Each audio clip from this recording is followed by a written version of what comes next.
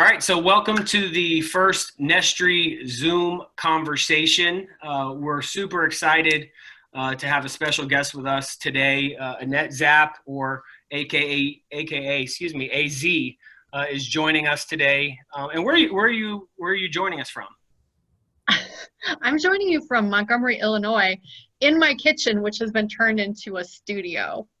Let's go. Nice. Let's go. I like it.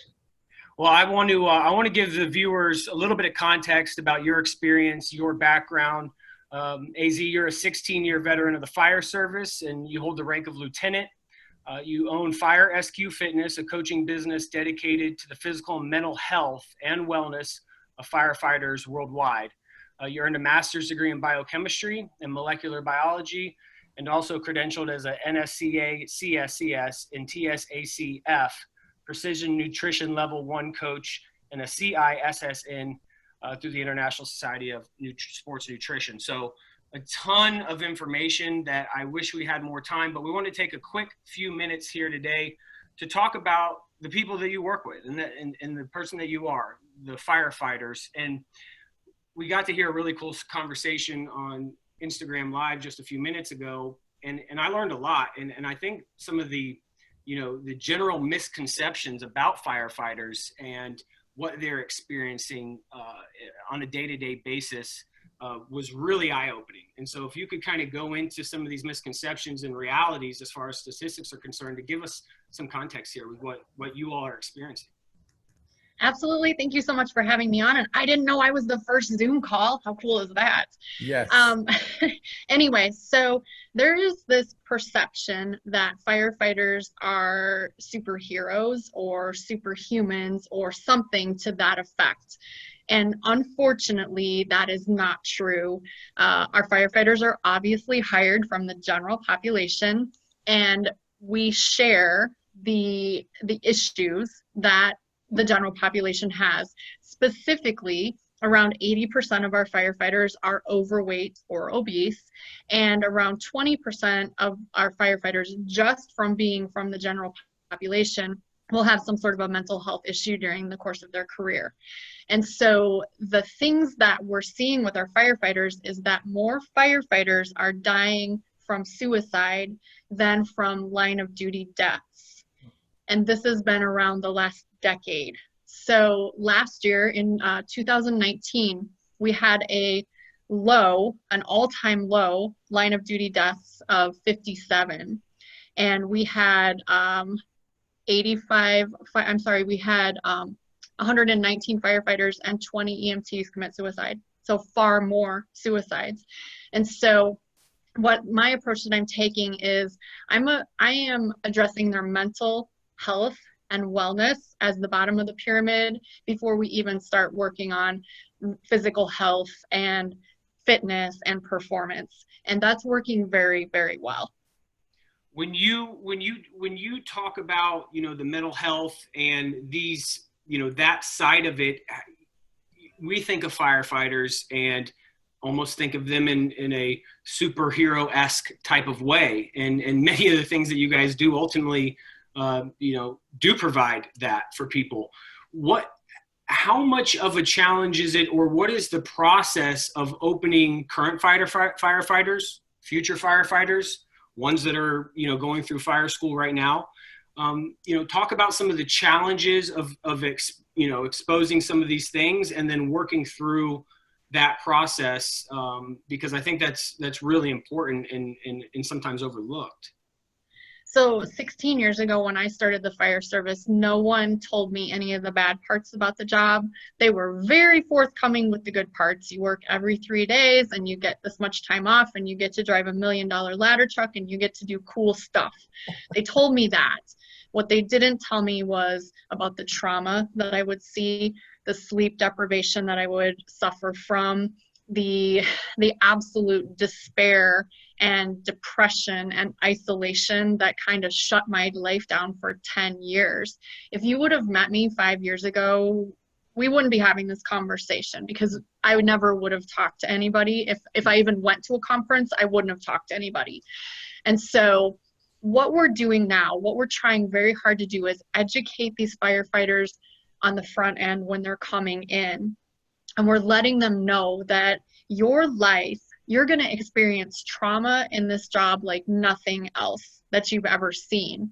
But if you know that going in, and you kind of like fill up your buckets of resiliency, I call it, so your sleep and your nutrition and your mindfulness / meditation / spirituality, whatever you want to call it, and your physical practices, if you can fill up those buckets, those are going to provide you resiliency. And then couple that with possibly seeing a mental health professional, it'll be life-changing for you. You won't have to suffer the way that I did. And the problem is I'm pretty smart. You said I have a master's degree. I should be pretty smart. I should have recognized that I was suffering from depression, but it didn't look like depression to me because I wasn't sad and I wasn't, laying at home on my couch crying. I was just angry all the time. And I didn't realize that it was what was happening to me. You said that 5 years ago, if we would have spoken to you, you may not have had this conversation. I'm just curious now, what was the turning point for you? What was that point in time that you were able to pivot? And twofold, what were the resources that were there? And how did you walk that down? I had a life-changing presentation, actually. I went to work one day and I saw on the schedule, it said, Matt Olson, Peer Support Network. And I was like, I don't know what Peer Support Network is, but I know who Matt Olson is. He's a firefighter in a neighboring town. He's a big, an active person in the union on the state level. So I have a lot of respect for him. So I was like, I don't know what he's going to talk about, but I want to hear it. And Matt started to tell his story, and I don't think I took a breath for 45 minutes because he told about all of the things that he had gone through and the realizations that he had come to. And all of a sudden, my entire life, it all made sense at that point. And so I was able to, get some help in terms of talking to someone. And just for me, just having my eyes open, like, oh my gosh, work is doing this to me, made all the difference. And so that's why I think it's so important now to help others, because if you have that story to tell, you got to tell it. And sometimes your struggles can help other people. I think that it's interesting you say that. A lot of people don't really know the cognitive load that comes with high performing industries, right? And we look at high performers and, we see them when they're on, right? And you can't pop the hood, if you will, to see, to what extent, at what cost do these experiences they go through, right? The brain and the mind wasn't created for some of the level of things that we do, in sports and at-risk performance places, in high profile situations. And then we think about the cognitive load that comes along with that. That's the conversation that's not being had, or it's being had on two different extremes, whether it's, it's stigma, then you're soft, or you're this, or that's just not our world, or it's a part of life, that's just what we do, or it's you're broken and, you need help. And we don't talk a lot about cognitive dissonance though. People understanding that, my brain can't compute being great and broken at the same time. Right. And so, I know at NESTRE, that's a part of what's really important for us to be able to help people to understand that, well, okay, what if it's not broken? What if it's doing exactly what it was supposed to do, but we're creating an abnormal environment that it's responding to, right? And so if we go in and educate and start to have those mindsets, I think engagement will increase, right? People will go, okay, all right, wait, so you're saying firefighters deal with this? Man, I play football and I deal with this. I don't go through those traumas, but my traumas are like this. And then somebody's saying, wow, well, I don't have, 20 million people critiquing everything I do every second, that's a whole different level type of, you get what I'm saying? And so, Yeah. I think that conversation in the performance world is so needed and so necessary, because a lot of the history of our mental health stuff was originated in a pathology model, you know, and so we go, well, you know, they're people and this was made for people, so we apply it to, and it's not how that works, you know, and so you know, talk a little bit, you know, to that a little bit, AZ. I mean, have you seen that too? Just that inability to you know, really meet somebody, meet them where they are, to give them what they need, you know, and not to generalize, oh, this is the broken nature of what this is, you know, oh, we don't talk about those things. But, you know, kind of I was saying, as we're doing, no, this is how the brain works. This is how performance works. Now we can be intentional about getting you to where you want to be. You know, I don't know if I can address your question exactly, but I think I can work around it. And here's the thing. I told you about my friend Chris Fields, who is the Oklahoma City fire captain who was holding the baby at the Oklahoma City bombing. And Chris says this. He says, guilt is a weight that will crush you, whether you deserve it or not. So keep that in mind. And now I'm going to tell you what we do. We make life and death decisions based on crappy information from incompetent people at 2 a.m. while we're sleep deprived. And the expectation is that we're going to make the perfect decision every single time. And sometimes we find out what those decisions, what the end product was, but many times we don't even find out whether our decision saved a life or not. And so we have this guilt, and we have this some level of shame, I guess you would say, and sort of that inability to never get resolution. Imagine this, you're dating a girl and you break up, but you never find out why. She just broke up with you, and then someone else does it and someone else does it. That's kind of like being a firefighter. We never get, or hardly ever get, resolution. And so it's a heavy load. It's really heavy to carry. And one thing that, it was a great suggestion, I heard it recently, you know, if you ever have to use 911, or your family does, and you're in a position where you can give those firefighters some resolution by just, even if your family member died, if you can give them some resolution by showing up at the firehouse and saying, hey, you know, you took care of my whatever, and unfortunately she died, but, you know, thank you, or it was a great outcome, thank you. Sometimes that resolution can really help us. Oh my goodness. Like I'm just, you know, I'm just processing this in real time, right? Like, you're in a performance driven world that is suspended from the outcomes, and yet you have to constantly get up to do these life or death situations, and often not knowing what the impact of that is. I mean, that in and of itself is just I mean, it's a lot to process. We're playing a football game where we never get to know whether we won or lost, but we have to go play another football game next Sunday and try to figure out how to do better than we did last Sunday, when we don't even know if we won or lost last Sunday.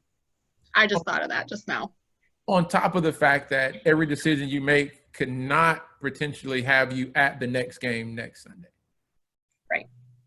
Yeah. It's, and you know, I had no idea. And I don't know if you can really prepare. I mean, you know, when you start this job, like, you're going to see some bad stuff and you're going to do some hard stuff, and you could maybe not go home at the end of the day, but you just really can't comprehend it until you're 16 years into it and have this weight on you. It's a lot. Yeah, we know at NESTRE that relationships and environment is really critical, especially to, you know, an individual's success and well-being, but even more so to a team's well-being. I don't know anything about being a firefighter at all. And so I'm curious as to how strong, we would assume they're strong, maybe they're not, how strong and important, or how important could they be, are those relationships in the firehouse that support, that network, the understanding, that kind of, as a football player, I knew in the locker room people had my back, but it wasn't always fine and dandy. So I'm just curious of the dynamic of those relationships inside the firehouse, because you are experiencing together so many of these traumas that you all interpret in many different ways.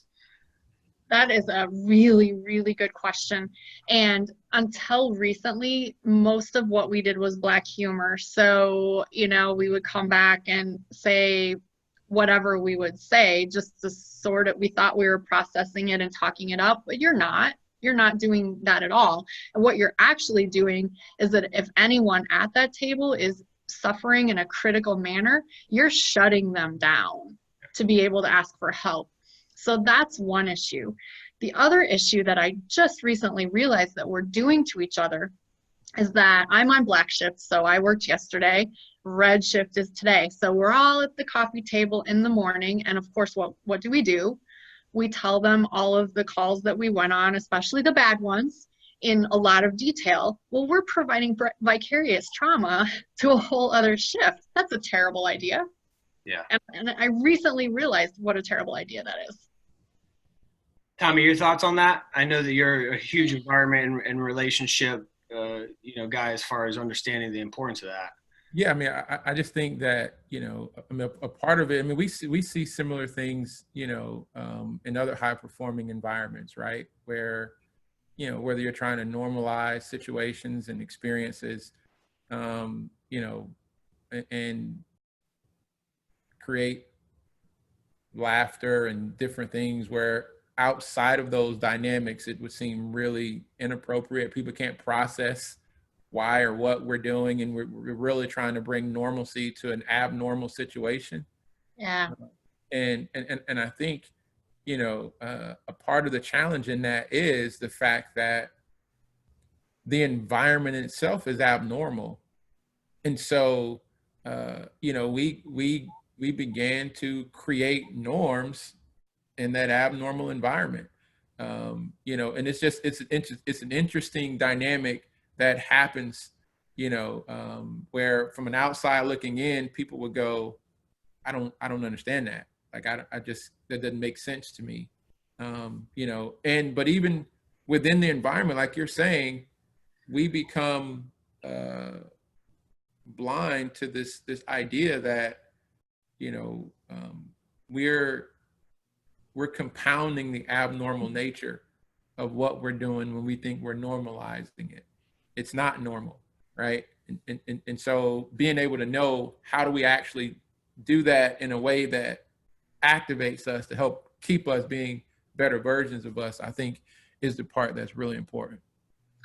There's, speaking of normal, I can't think of any other careers other than perhaps the military where you work with your colleagues all day, you eat lunch and dinner with them, and then you go nighty-night with them. That's not normal. We don't typically call those colleagues. That is an extremely unique dynamic. And because you mentioned nighty-night, I do want to talk about sleep. And, one of the things that we want to do with these conversations and always kind of anchor in is providing value and to the viewers and to those that are watching. And so, talk about some of the steps, the literal steps that you have your clients, people that you're working with, that you're anchored in. And we know that sleep's a very important one, and we'll go to that and talk more about that. But give us some things that people can use, the general population who may be watching this, to help combat their day-to-day lives or being a firefighter. The first thing we need to realize is that adults need 7 to 9 hours of sleep, period. Anyone that says that I can thrive or I'm fine on 4 hours is full of it. So 7 to 9 hours. So just like anything, to set yourself up for success, you have to have a plan. You can't leave it to chance. I think I asked you offline, Kyle, what time's your bedtime? You're like, eh.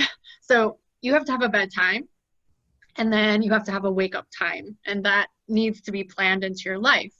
But in addition to that, I I recommend a bedtime routine, just like when you have an infant. So whatever your routine looks like, it might be brush your teeth, put on your pajamas, read 10 pages of a book.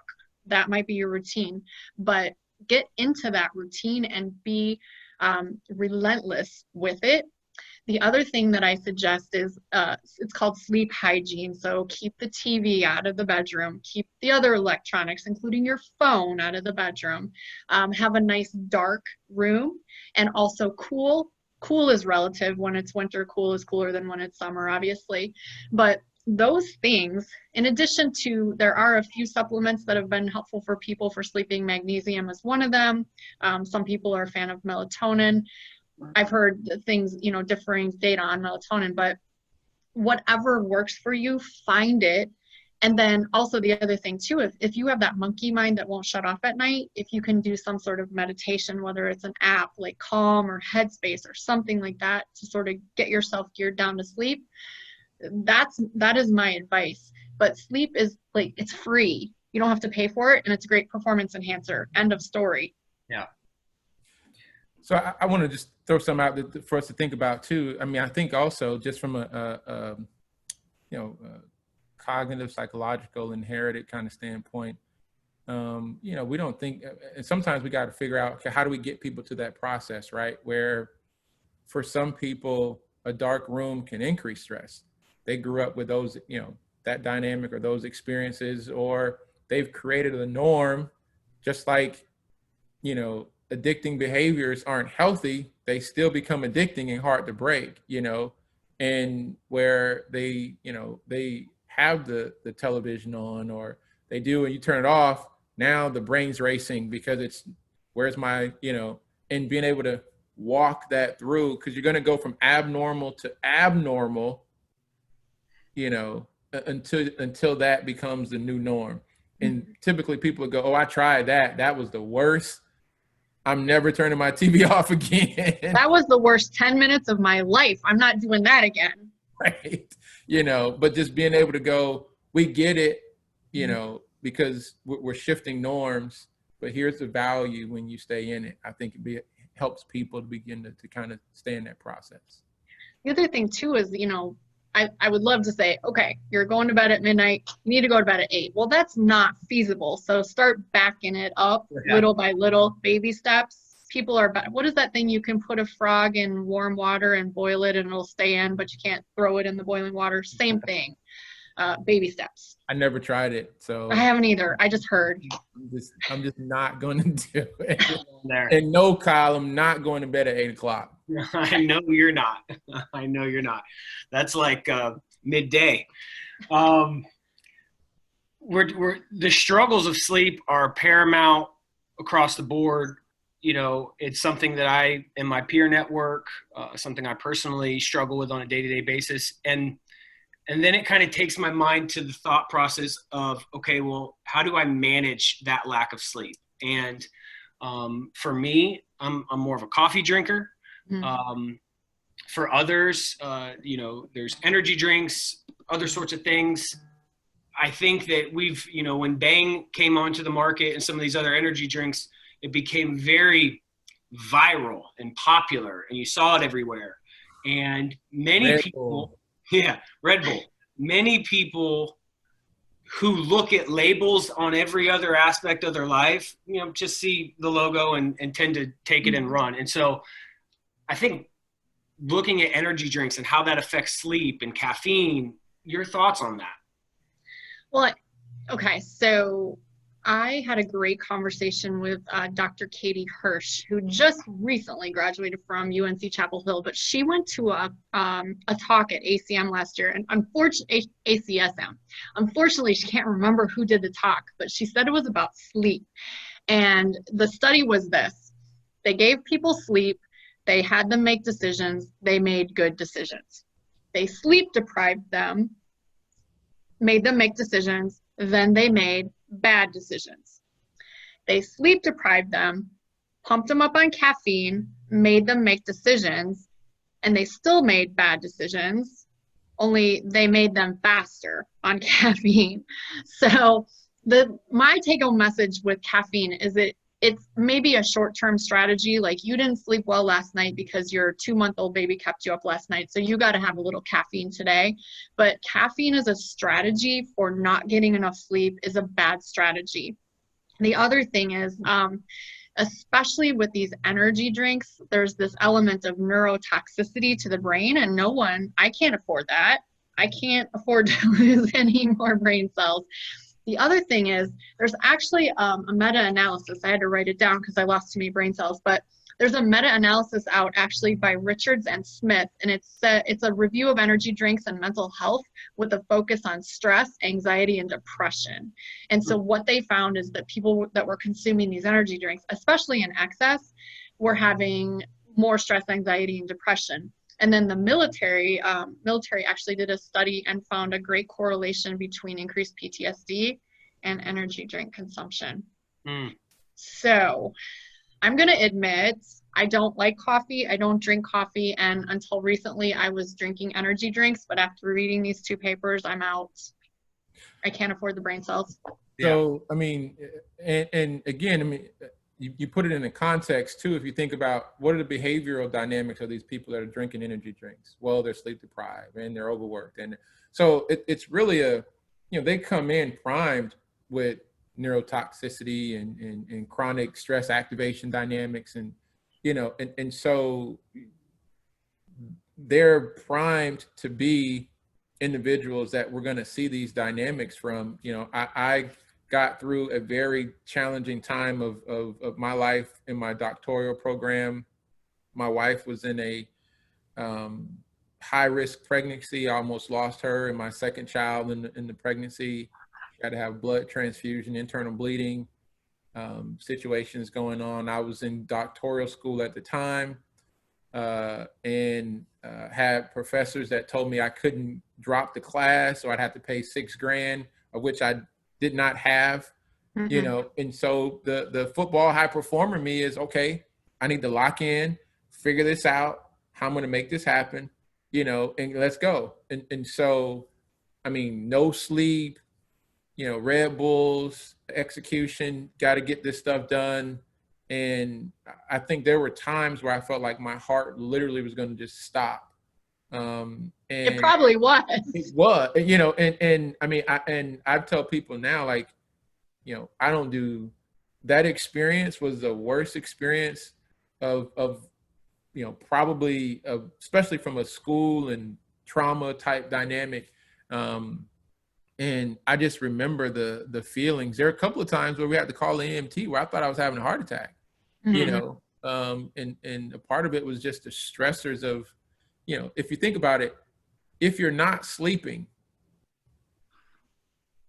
and you're drinking an energy drink, it's still not dealing with the issue of not sleeping. Right.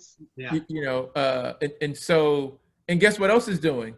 It's helping you not sleep, and so, that was the part for me that was just like, I know what I did to survive, but I almost didn't survive, and so those are some challenges.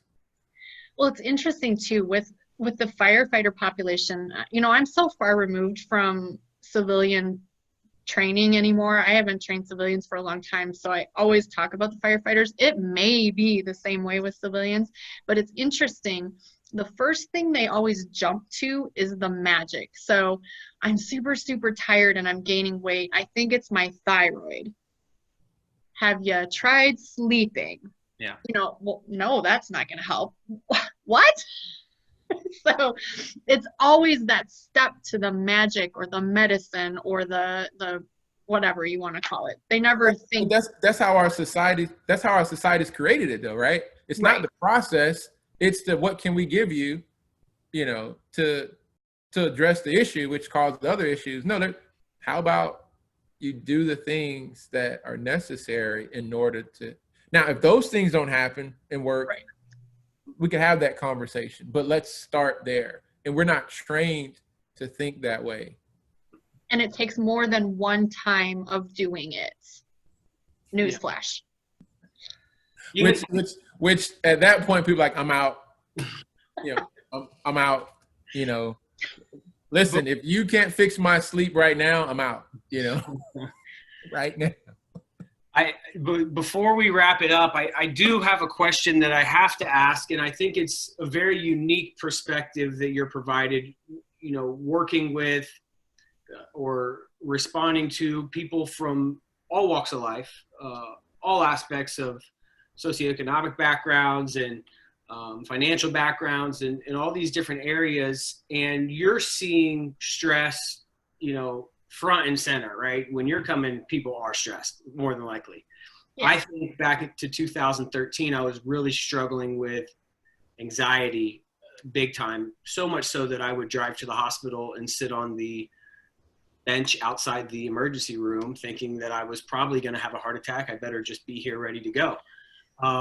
Which was proactive. Now that I'm back, unbelievable that I am where I am today. But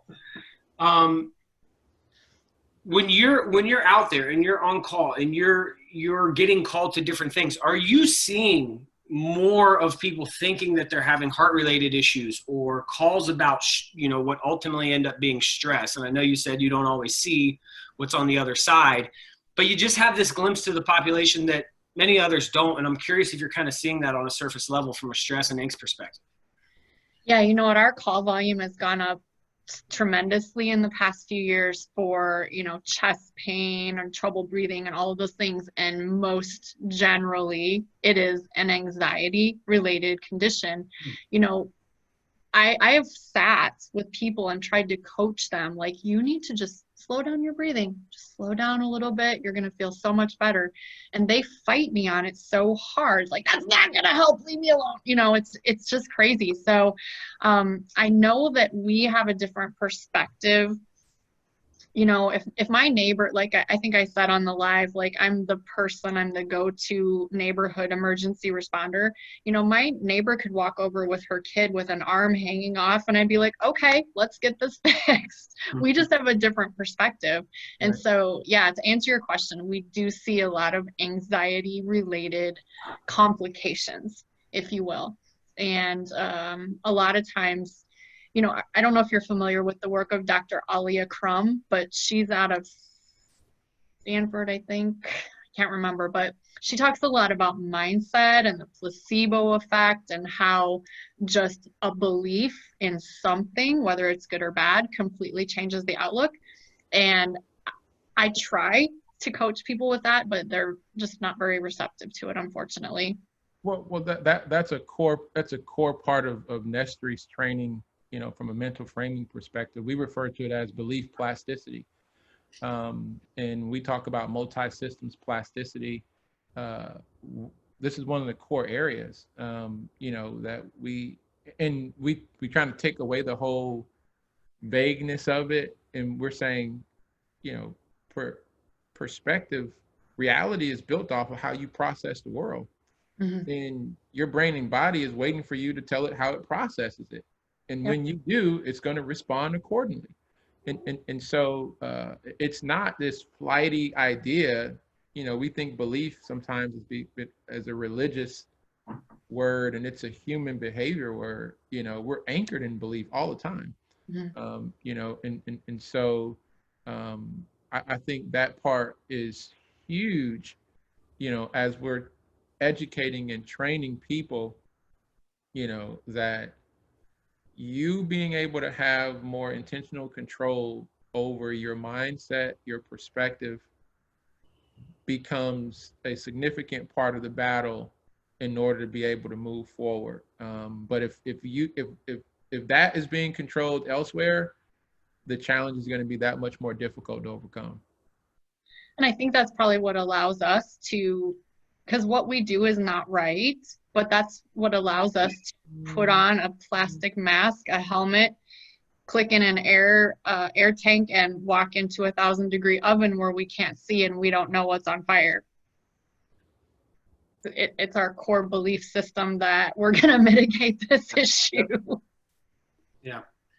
And I'll say too, I know before we wrap up, that was a part I just wanted to say that I really appreciate. I mean, we're enamored, obsessed with high performers at NESTRE. And we know that at a core, there's an internal belief that anchors high performers. And so I just wanted to just say kudos and much respect, to you and the work that you guys do. Incredible respect on our end from a high performance standpoint. You're running into things that I'm trying to run out of, and to me, that's not crazy. That's the true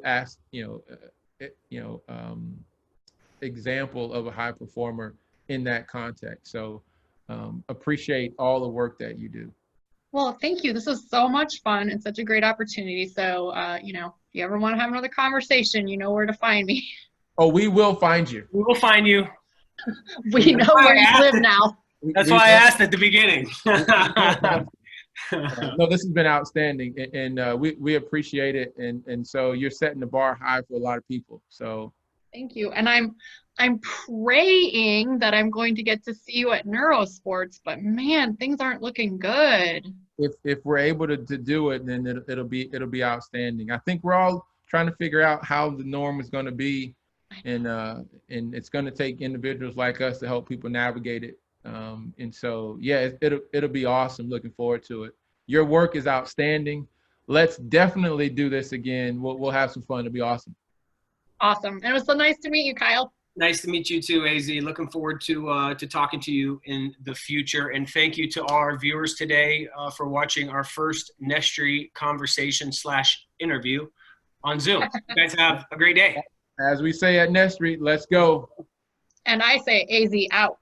AZ out. All right.